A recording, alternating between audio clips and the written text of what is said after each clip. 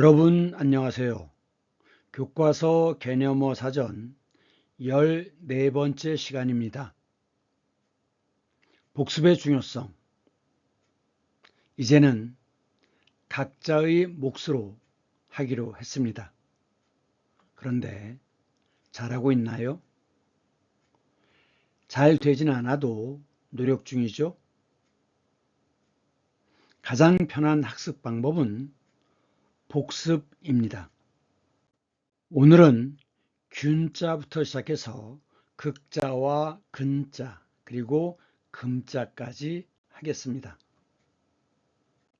사진은 눈을 가리고 한 손엔 칼을 쥔 디케, 정의의 여신입니다. 이렇게 양쪽이 똑같이 저울 때가 일단 평형을 이루고 있죠. 이것을 형평이라고 합니다. 형평. 그러니까 이 형이라고 하는 것은 저울 때예요. 저울 때. 그것이 나란한 것입니다. 이것이 형평이고 그 다음에 그 양쪽을 똑같이 유지하는 그런 감각을 평형 감각이라고 얘기합니다. 이 정의 여신에서 눈을 가리고 있는 것은 선입견에 흔들리지 않겠다. 즉 공정하게. 그리고 저울은 지금 형평을 이루고 있죠. 나란합니다. 그래서 한쪽으로 치우치지 않겠다. 균형을 이루겠다. 라는 뜻이죠. 그 다음 이 칼은 법의 엄정함, 누구에게나 예외 없이 똑같이 적용한다는 뜻입니다.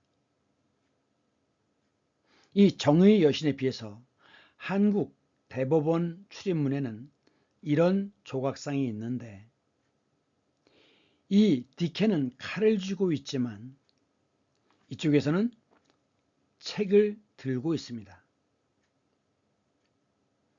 결국은 이 책이라고 하는 것은 지혜를 의미하는 거죠. 그래서 한국에서는 칼보다는 지혜로, 책으로, 지혜로 정의를 밝힌다 라는 뜻입니다.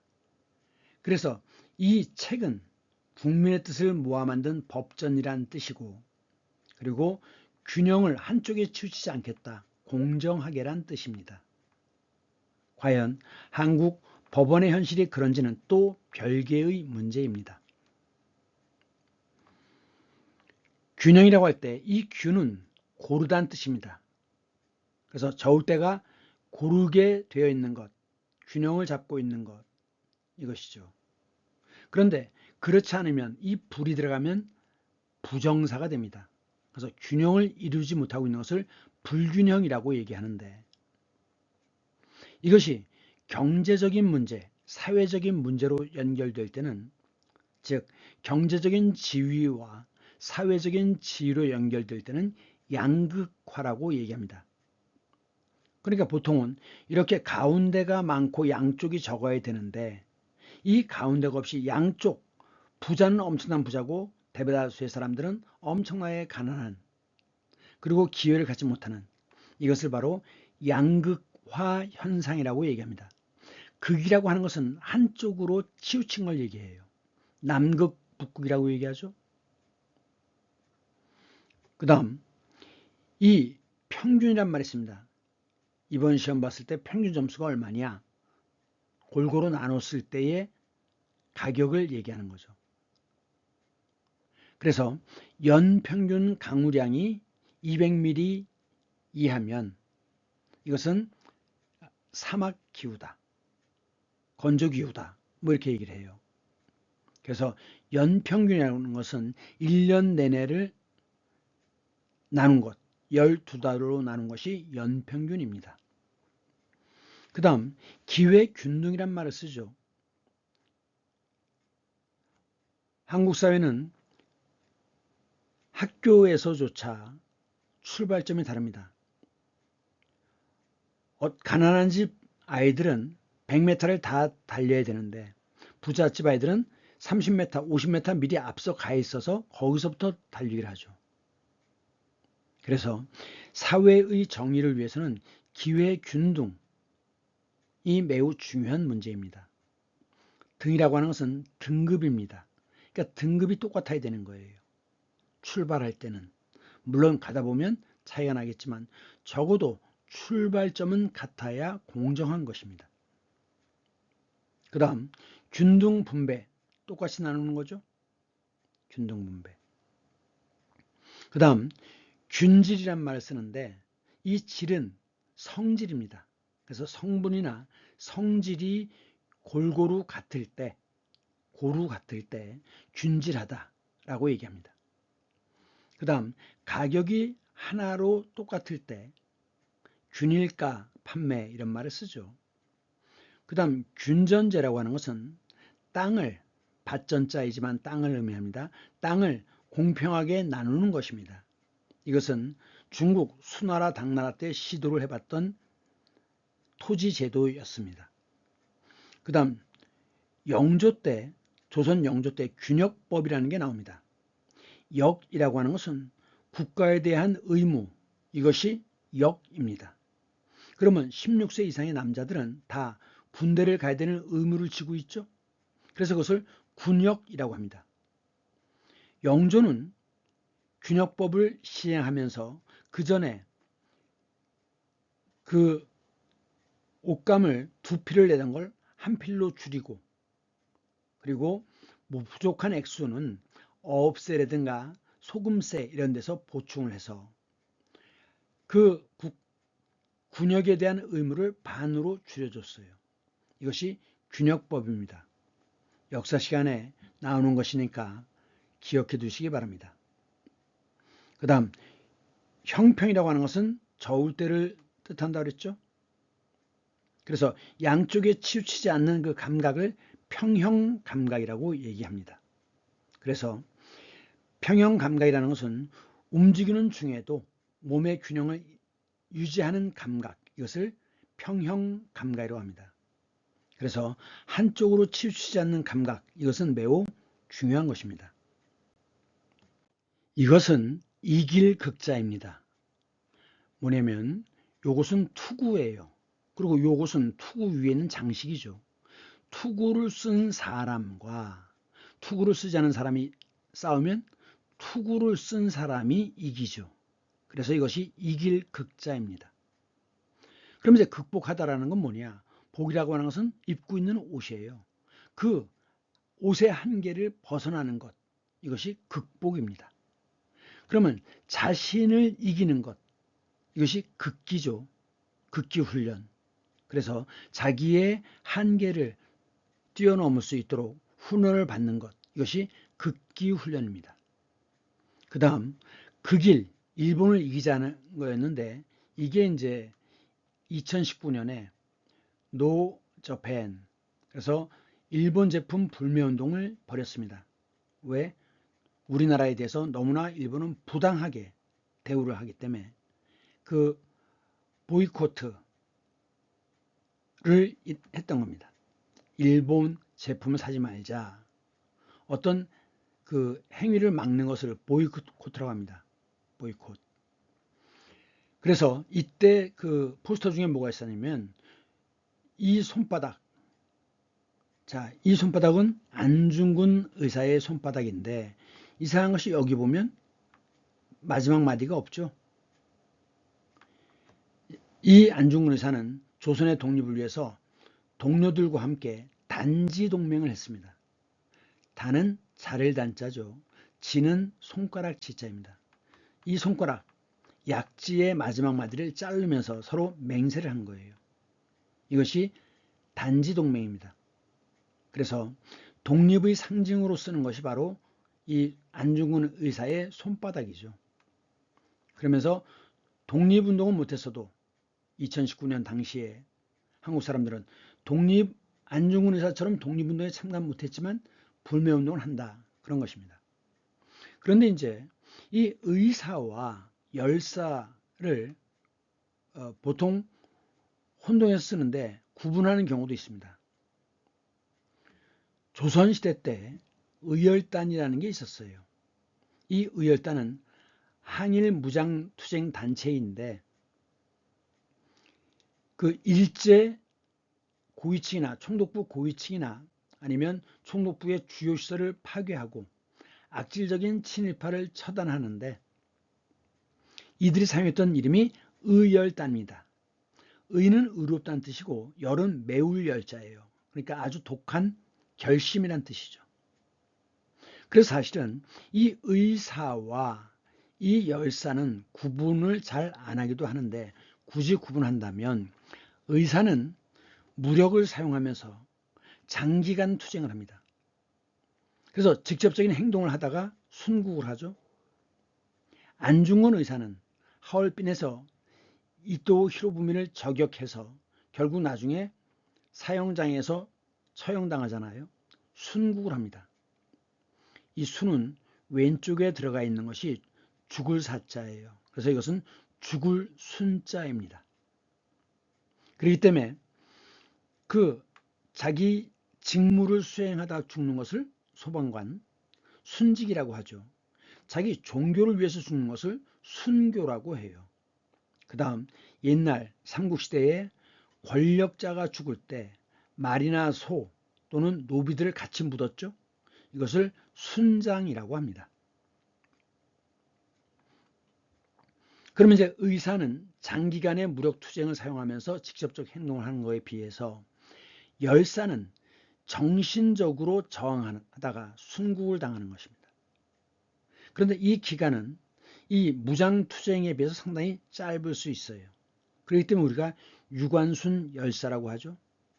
그 감옥 안에서 싸울 수 있는 것이 아무것도 없었어요. 하지만 끝끝내 일제에 저항을 했죠. 그러다가 죽었습니다. 그래서 그런 경우를 보통 열사라고 합니다. 그러니까 그 안중근 의사와 유관순 열사로 구분하면 되겠어요. 그 다음 극단적이다라고 하는데 이 극은 자 지구가 있으면 지금 지구 둥그런 것을 좀 펼친 모양인데 양쪽 끝을 극이라고 하죠. 극. 그래서 이 양쪽 끝을 극지방이라고 얘기합니다. 지구가 자전하기 때문에 이 북극에 비해서 남극이 지축이 23.5도가 기울어져서 자전하죠. 그래서 남극이 훨씬 더 춥습니다. 북극에 비해서 남극이 훨씬 더 추운데 어쨌든 이 지역을 극지방이라고 얘기합니다. 즉 극이라고 하는 것은 끝이란 뜻이에요. 끝. 그러면 태극기가 있죠. 태극이 뭐냐? 이것이 태극입니다. 최초의 우주가 생겼을 때 이 우주는 하나의 덩어리였죠. 그 최초의 덩어리를 태극이라고 합니다. 그런데 가볍고 밝은 것은 위로 올라가서 하늘이 되고 어둡고 무거운 것은 밑으로 내려와서 땅이 됩니다. 그래서 하얀색이 양이고 검은색이 음이에요. 그런데 이 양 속에도 다시 검은색 음이 있습니다. 이걸 소음이라고 얘기합니다. 음 속에도 양이 있어요. 이것을 소양이라고 합니다. 그래서 이것을 태양, 소양, 소음, 태음. 조선시대 때 이재마가 사람을 네 가지 체질로 나누어서 치료를 했죠. 그것을 네 가지 모습이기 때문에 사상의학이라고 얘기합니다. 어쨌든 이것이 태극인데 그것을 깃발로 삼았기 때문에 우리는 태극기라고 합니다. 미국기, 필리핀기, 성조기 이렇게 얘기를 하지만 우리는 태국기가 아니에요. 태극기입니다. 읽을 때 태극기가 아니죠. 태극기입니다. 태극은 최초의 우주를 가리키는 말이다. 이것이 양과 음으로 나뉘어지고 다시 태양과 소양과 소음과 태음으로 나뉘어서 사상이 되는 것이고 그 네 개가 다시 둘로 나뉩니다. 그래서 뭐가 돼요? 8괴가 되는 거죠. 숫자로 얘기하면 3, 5, 4, 6인데 3과 5는 양이기 때문에 위에 있습니다. 4와 6은 짝수는 음이기 때문에 아래에 있는 거예요. 빨간색은 불을 상징하죠. 불은 따뜻한 것이니까 양이어서 위에 있고, 파란색은 물을 상징합니다. 물은 차가운 것이니까 아래에 있는 것입니다. 그래서 이 태극이 지금 우리의 태극기가 되었다라는 겁니다. 다음, 극지방은 남극이 있고 북극이 있는데 남극이 북극보다 훨씬 춥다 그랬죠? 이 남극을 대표하는 동물이 바로 펭귄이고 북극을 대표하는 동물이 곰입니다. 그래서 북극곰 이렇게 얘기하죠. 그 다음, 그 기독교에는 죽어서 가는 곳이 천당이지만 불교에서는 극락이라고 얘기합니다. 극락. 그 다음에 지극한 정성이라고 할 때 극에 다다를 정도로, 그러니까 끝까지란 뜻이죠. 극비난, 비는 아래 것은 조개 패자고 위에 거는 나눌 분자입니다. 재물을 나누면 가난해지죠. 그래서 이것은 가난할 빈자입니다. 그러니까 매우 가난한 것, 이것이 극빈입니다. 극빈 가정 이렇게 얘기합니다. 극도로, 도는 정도입니다. 그러니까 정도가 매우 심하게, 그래서 극도로 피곤하다라고 할 때 쓰는 것이고, 극한 직업, 이 한은 한계입니다. 자, 이 영화 기억하십니까? 극한 직업. 닭을 잡을 것인가 범인을 잡을 것인가. 그러니까 보통 사람이 할 수 있는 일이 아닌 극도로 한계를 뛰어넘는 직업, 이것이 극한 직업이고 그런 작업을 극한 작업이라고 얘기합니다. 그 다음 극구 만류했다. 입구자죠. 그러니까 온갖 말을 다 하는, 할 수 있는 말을 다 한 거예요. 그것이 극구 만류했다. 하지 말라고 하는 거죠. 또는 극구, 말도 안 되는 변명을 하는 거예요. 그래서 자기의 입장을 극구 변명하였다 이렇게 얘기를 하는 거죠.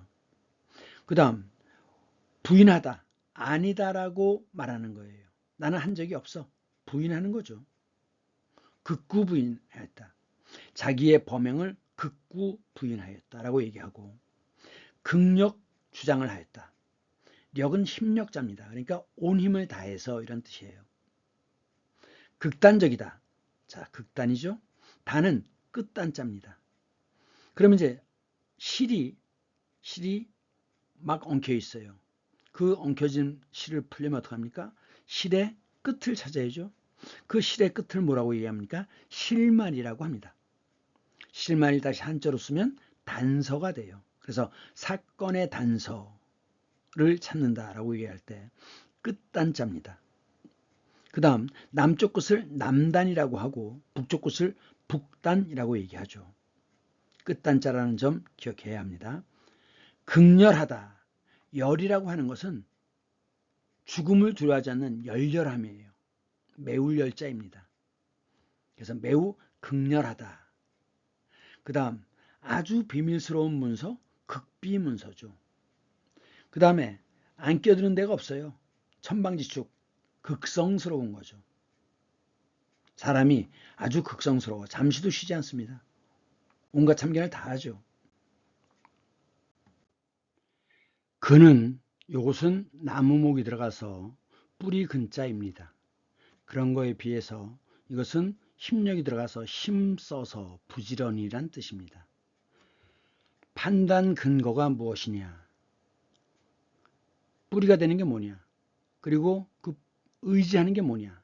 판단의 근거가 뭐냐? 의지하는 게 뭐냐? 왜 그렇게 판단했느냐? 그 토대가 뭐냐? 하고 물어보는 것이 근거입니다. 그 다음 근간이란 말을 쓰는데 이 간자는 줄기간자예요.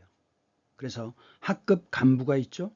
회사 간부가 있습니다. 부장, 과장 이런 사람들, 회장, 부회장 이런 사람들이 간부죠. 줄기가 된다는 뜻입니다. 그 다음 철강, 석유 이런 것들은 우리나라의 기간산업입니다. 그러니까 바탕이 되고 줄기가 되는 산업, 이것이 기간산업이에요. 그 다음 서부간선도로, 동부간선도로가 있죠.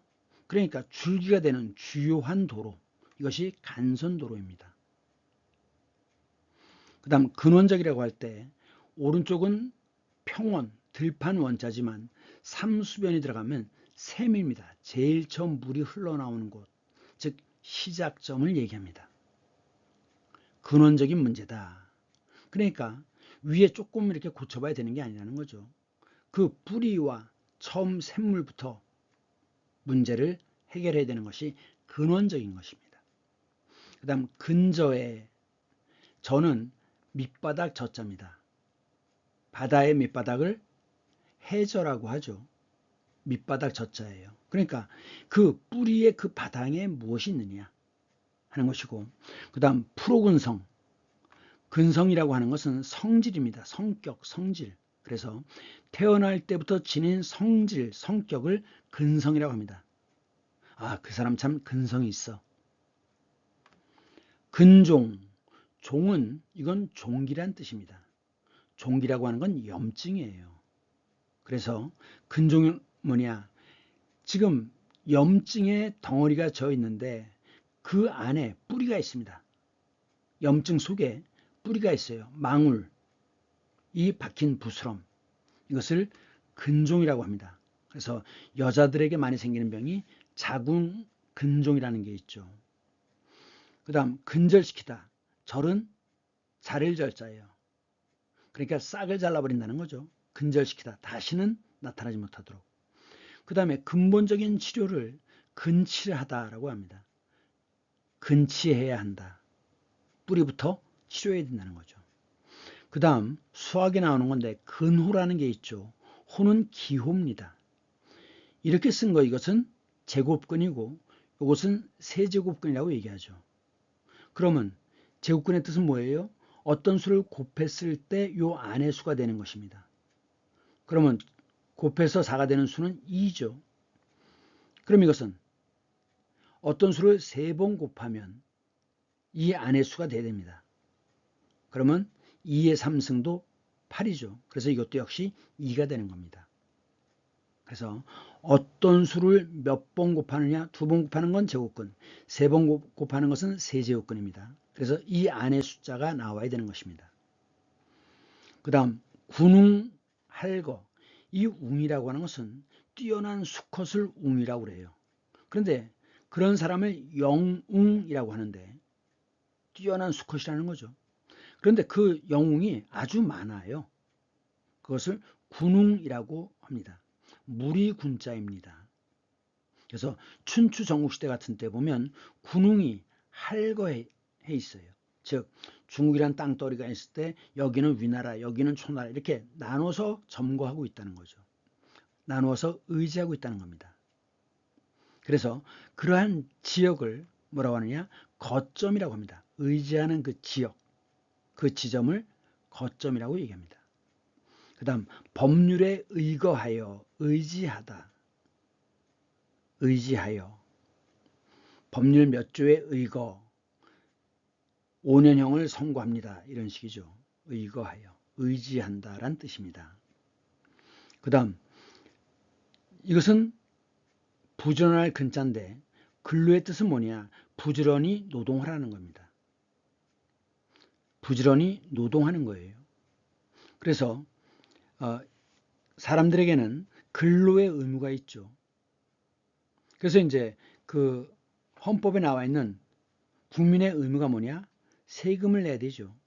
그리고 국방의 의무가 있습니다. 그래서 남자들은 군대를 가야죠. 그 다음에 교육을 받아야 할 의무가 있습니다. 교육도 의무예요. 그렇기 때문에 의무교육이라고 하는 것은 만일 외딴 섬에 초등학생이 있다면 국가에서 돈을 주고 빌려가지고 그 학생이 학교로 등교할 수 있도록 해야 됩니다. 이것은 국가의 의무예요. 근데 요즘은 이제 홈스쿨링이 있죠. 그래서 약간 지금 차이가 생기긴 하지만 어쨌든 교육도 의무입니다. 그 의무에 반대되는 것이 권리죠. 그럼 권리라는 건 뭐냐? 권한과 이익이에요. 이익. 국민의 기본권을 보통 얘기하는데 현대 사회에서는 천부인권이라고 얘기합니다. 하늘이 부여한 인권, 즉 사람으로 태어났다는 이유만으로 당연히 받아야 될 권리, 당연히 누려야 될 권리, 이것이 천부인권입니다. 그래서 이 권리에는 평등권, 차별받지 않을 권리, 자유권, 거주 이전의 자유 이런 것들이 있죠. 그 다음 생존권, 자기 삶을 위해서 생존할 수 있는 권리를 가져야 됩니다. 그래서 예를 들면 실업자가 많이 생긴다. 국가의 책임이죠. 생존할 수 있도록 국가에서 이 권리를 보장해 줘야 됩니다. 그 다음 참정권, 성별, 나이, 종교, 나이는 물론 18세 이상이 되지만 이런 성인임에도 불구하고 어떠한 제약을 두어서는 안 된다라고 하는 것. 이것이 참정권입니다. 물론 이 참정권에는 피선거권, 국회의원이 되거나 대통령으로 출마할 수 있는 권리, 물론 나이 제한이 있습니다. 이것이 참정권입니다. 투표할 권리와 피선거권을 가질 권리가 참정권입니다. 그런데 근로자와 노동자에 대해서는 오해가 좀 있어요. 자, 노동자라고 하는 것은 생산수단이 없이 자기의 노동을 제공하고 그 대가로 먹고 사는 사람들이 노동자입니다. 그럼 근로자는 뭐냐? 너네는 노동하니까 열심히만 일해라. 이런 의미가 포함되어 있어요. 그래서 근로자라고 하는 것은 이 표현은 노동자 입장에서는 결코 바람직한 표현이 아닙니다. 이것은 회사 사장의 입장인 거죠. 그래서 어떤 한자를 쓰느냐에 따라서 의미의 차이가 생긴다라는 것입니다. 그럼 이제 흔히 쓰는 말 근검절약, 부지런하고 검소하고 절약해야 된다. 근면성실해야 된다. 열심히 일하고 자기 맡은 일을 정성을 다해야 한다. 그것이 성실이죠. 그 다음 근무시간, 이 무는 일무자입니다. 보통 현대사회에서는 근무시간이 하루에 8시간이죠. 그래서 점심시간을 1시간을 준다면 9시부터 6시까지 점심시간 1시간 빼고 8시간을 일하는 것입니다. 실제로 200년 전, 300년 전에는 12살짜리 아이들이 하루에 16시간씩 일했어요. 결국은 노동자의 의식이 깨면서 우리도 인간이다라고 하는 것, 의식이 각성이 생기면서 결국은 몇백 년에 걸쳐서 조금씩 근무 시간을 줄여온 것입니다. 그래서 지금은 주 5일 근무제가 일반적이죠. 그리고 유럽 같은 경우에 선진국들은 주 4일 근무제를 시행하고 있습니다. 그 다음 20년 근속 이런 말을 쓰는데 속은 이을 속자예요. 그러니까 계속해서 근무를 한 것, 이것이 근속입니다. 그 다음 어딘지 보이시나요? 글씨가 안 보이죠? 근정전 이렇게 써 있습니다. 경복궁 근정전입니다. 그러니까 근정의 뜻이 뭐냐? 정치를 하며 다스림에 있어서 근면해야 한다는 거죠. 노력을 열심히 노력해야 된다는 겁니다. 부지런히 정사를 돌봐야 된다는 뜻입니다. 전이라고 하는 것은 왕이 거주하는 공간을 전이라고 합니다. 그럼 황제가 거주하는 공간은 뭐라고 하죠? 폐라고 합니다. 그렇기 때문에 이 아래에 대령하였습니다 라고 해서 아래하자를 써서 왕을 부를 때 전하라고 부르고 황제를 부를 때는 폐하라고 하는 겁니다. 그러면 왕세자가 기거하는 곳은 건물은 뭐라고 합니까? 저라고 합니다. 저. 그래서 왕세자를 부를 때는 저하 이렇게 부르는 거예요.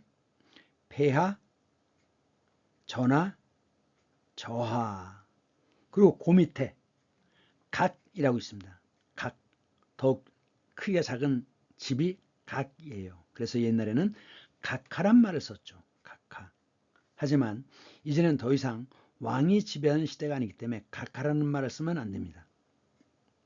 그 다음 근로기준법이 있죠. 그래서 노동자를 사용할 때는 지켜야 될 그 법들이 있습니다. 그것이 근로기준법입니다. 그래서 하루에 몇 시간 이내, 그 다음 연간은 며칠 이상을 줘야 되고 이런 것들이 근로기준법입니다. 이 금자는 골드라는 뜻의 금도 되지만 금속이라는 뜻도 있고 사람의 성으로 쓸 때는 김이라고 합니다. 그런데 이것은 욕에 들어가면 면화예요. 면화. 목화. 그래서 이것은 비단금자입니다. 누에고치, 비단 누에고치로 만든 실크죠. 비단금. 금속 활자라고 했는데 원래는 옛날에는 다 손으로 직접 썼습니다. 붓으로 직접 책을 썼어요. 그것을 필사라고 합니다. 그런데 지금 여기 보시면 이것은 합천해인사 8만 대장경입니다. 그러니까 불경책을 일일이 손으로 쓰기에는 굉장히 오래 걸리죠. 그러니까 아예 나무를 깎아서 여기다 먹을 입힌 다음에 종이를 위에다 찍습니다. 그래가지고 책을 만들어요. 그래서 요거 지금 8만 개의 대장경 목판이 있는데 목판 그 하나를 빼서 보면 이렇게 생긴 겁니다. 그래서 양쪽에는 손잡이가 있고 여기에 불경 내용이 있는 거예요. 여기다 먹을 묻힌 다음에 찍어내는 것입니다. 목판이에요. 그런데 이것도 굉장히 힘들죠. 그러니까 금속으로 보통 납으로 만듭니다. 납으로. 그래갖고 글자 하나하나를 만들어갖고 끼워요. 그래서 넣었다 뺐다 합니다. 그렇기 때문에 움직일 활자를 써서 활자라고 하는 거예요. 금속 활자. 그러면 이제 금속이 있고 비금속이 있는데 금속이라고 할 때는 전기가 흐르고 열이 전도가 됩니다. 전도로는 이렇게 전해지는 것이죠. 그런데 이제 알루미늄 같은 경우에는 비금속에 들어가요. 그래서 쇠 이런 것들은 금속이지만 알루미늄은 비금속이다. 그 다음 금광, 광은 광산이죠. 금을 캐는 광산이 금광입니다. 금괴, 괴는 덩어리 괴자예요. 그래서 금덩어리, 이것이 금괴입니다. 그거로 관을 만들면 금관이 되는 거죠. 금관. 그 다음 금화, 바퀴 화자 밑에 조개패가 들어가면 이것은 돈 화자가 됩니다. 재물 화자가 돼요. 그런데 이 금화는 동전과는 다릅니다. 우리가 동전이라고 얘기하는 건 구리로 만들었어요. 옛날에는. 요즘은 알루미늄으로도 만들지만 옛날엔 구리로 만들었습니다. 그래서 푼돈일 때는 전이라고 해요. 하지만 가치가 클 때는 화라고 합니다. 그래서 금화, 은화라고 하고 구리로 만든 것은 동전이라고 하는 거죠. 그 다음 금형이라는 말이 나오는데 여기서 금은 이것은 금속이라는 뜻입니다. 금속 틀, 거푸집이에요. 자, 요 거푸집을 보면 지금 밑에 흑토가 들어갔죠? 이게 뭡니까? 옛날에 청동기를 만들 때 어떻게 했어요? 진흙으로 거푸집을 만들죠. 그래갖고 양쪽이 대칭이 되도록 해가지고 요 두 개를 똑바로 세운 다음에 여기 구멍이 있습니다. 여기로 청동기를 이렇게 부어요. 그러면 이 안에가 꽉 채워지겠죠, 양쪽이? 그러면 이것을 식은 다음에 이 거푸집을 떼냅니다. 그럼 이런 청동검이 나오는 거죠. 창이 나옵니다. 그래서 이런 것들을 뭐라고 하느냐? 이런 것을 거푸집이라고 하는데 이 거푸집이 금속으로 만들어졌을 때 금형이란 말을 씁니다. 금형. 그 다음 금박지. 이 박은 얇다란 뜻이에요. 조각, 얇다. 그래서 금박지라는 건 뭐냐? 지금 여기 댕기 보입니까? 여기다가 옛날에는 금은 1g 갖고 계속 두드리면 아주 넓은 사방이 1m의 그런 판이 나와요. 얇은 판이. 그걸 옛날엔 찍었습니다. 그것을 금박이라고 해요. 하지만 요즘은 실제로 금을 쓰진 않죠. 금빛깔이 나는 물감을 사용해 가지고 이렇게 찍어내는 겁니다. 옛날에 금박은 진짜 금이었어요. 지금은 그 색깔을 지닌 것을 찍어냅니다. 그래서 금을 얇게 펴서 붙인 것은 금박이고 그 다음에 쿠킹 호일 같은 경우 우리 뭐라고 합니까? 은 색깔이 나죠? 사실 은은 아닙니다. 은박지라고 하죠. 그래서 금박지, 은박지라고 할 때 박은 얇은 판때기, 조각 이런 뜻이에요. 그 다음에 금동불이라고 하는데 금은 골드지만 동은 구리죠.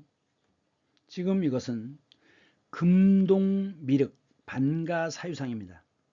그러니까 구리로 먼저 만든 다음에 겉을 금을 입혔어요. 금도금을 했습니다. 이렇게 구리에다가 금도금을 한 것을 금동이라고 해요. 불은 부처입니다. 그래서 금동으로 만들었는데 미륵 부처가 반가, 자 가부좌를 반만했죠. 가부좌. 그리고 사유, 지금 깊은 생각에 명상에 빠져 있잖아요.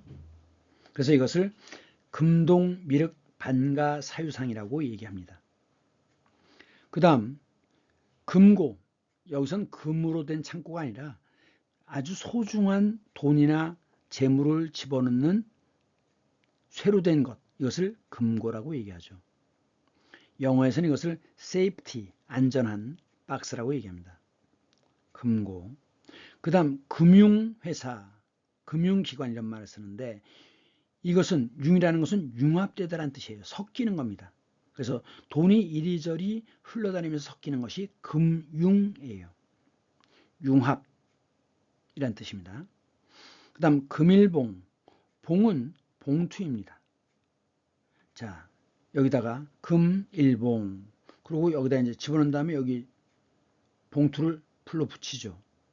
금일봉이라는 것은 금액을 밝히지 않고 봉투에 넣어주는 돈인데 보통 격려, 잘했다, 수고했다, 격려할 때 주는 돈입니다. 그것을 금일봉이라고 합니다. 여기서 금은 돈이란 뜻이에요. 일금, 10만 원 이런 식으로 하죠. 그 다음 금자탑이라고 하는 것은 자는 글자입니다. 탑이 이렇게 있는데 그 탑에 금으로 글자를 새겼어요. 그러니까 금으로 글자를 새길 정도로 아주 후세에 남길 위대한 업적을 금자탑이라고 합니다. 그래서 금자탑을 세웠다 이런 표현을 써요. 그 다음 금지오겹인데 지는 가지고 엽은 잎사귀입니다. 그러니까 금으로 만든 가지고 옥으로 만든 잎사귀니까 금지오겹 키웠다라는 얘기는 매우 소중하게 키웠다는 뜻입니다. 그 다음 여러분들이 많이 헷갈리는 부분이 바로 이 금수강산인데 이 금은 비단금자예요. 수는 자수를 놓는 겁니다. 십자수 이런 거 아시죠? 자수를 놓는데 무엇으로 자수를 놔요? 비단으로 자수를 놓는 겁니다. 그럼 비단으로 자수를 놓으면 매우 아름답겠죠. 그래서 매우 아름다운 강산을 얘기할 때 금수강산이라는 말을 씁니다. 비단 실로 놓은 자수예요. 금수입니다.